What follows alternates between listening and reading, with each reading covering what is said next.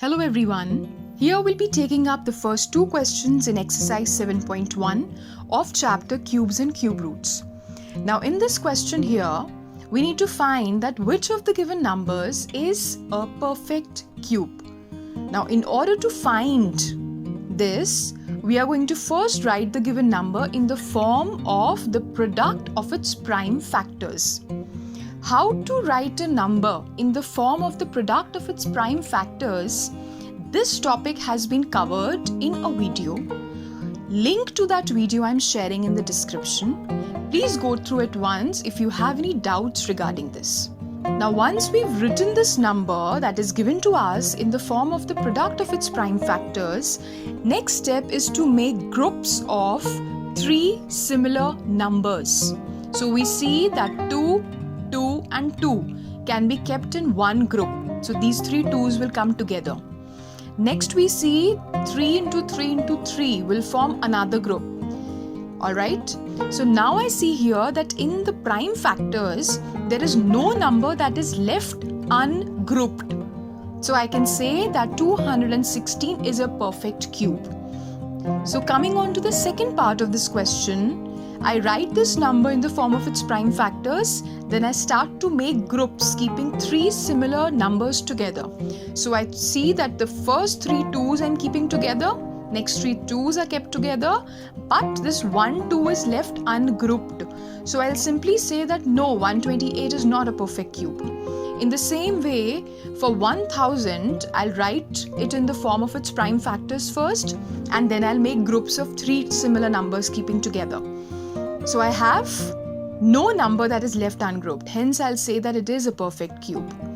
Now I have fourth part, that is 100. When it's written in the form of its prime factors, I see that I do not get any group of three similar numbers. So here I have a pair of 2's and one pair of two 5's. I do not get a group of three numbers, similar numbers. So I'll simply say that this is not a perfect cube. Coming on to the fifth part, now when this number is written in the form of its prime factors, we see that we can write it like this. Now next step is to make groups keeping three similar numbers together. So I see this is one group that I have, this is the second group that I have, this is the third group that I have, and this is the fourth group that I have. And I see that no number is left ungrouped, hence it is a perfect cube. Coming on to the second part, find the smallest number by which each of the following numbers must be multiplied to get a perfect cube. So the question clearly states that the given numbers are not perfect cubes. We need to find the number which must be multiplied with this given number to make it a perfect cube.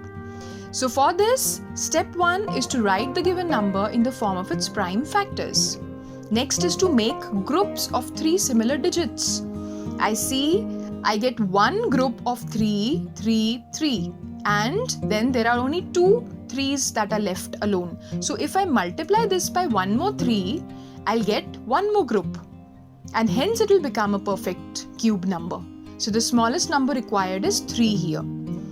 Now the next number, first step is to write in the form of the product of the prime factors that I have done. Next is to form groups of three numbers, similar numbers.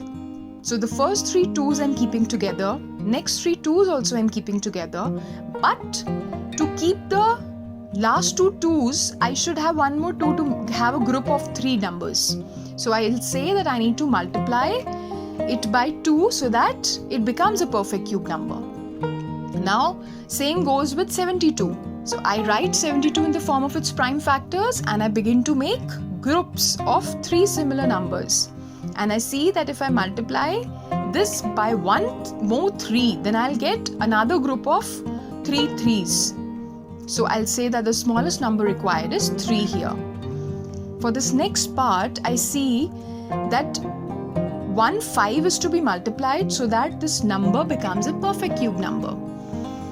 And 100, when I write it in the form of its prime factors, I see that if I multiply the entire number by 1 2 and 1 5, then I'll be getting one group of 2 and one group of 5 here. So the number required to make 100 a perfect cube number is 2 into 5, which is equal to 10. So that is all for now. Thank you very much and all the very best.